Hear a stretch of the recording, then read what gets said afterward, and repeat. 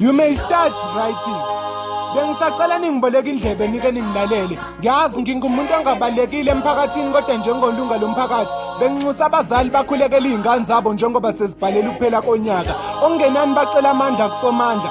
Akulula neze emaresi izingane ezikhala ezimathonsi ngomzima bempilo. Imali ayikho zibona kungcono sidayise ngomzimba ukuthi sizokwazi ukukhokhela izifundo. Omunye usedla idakamizwa impilo iyasinda kunzima. Nani baholi bezepolitiki.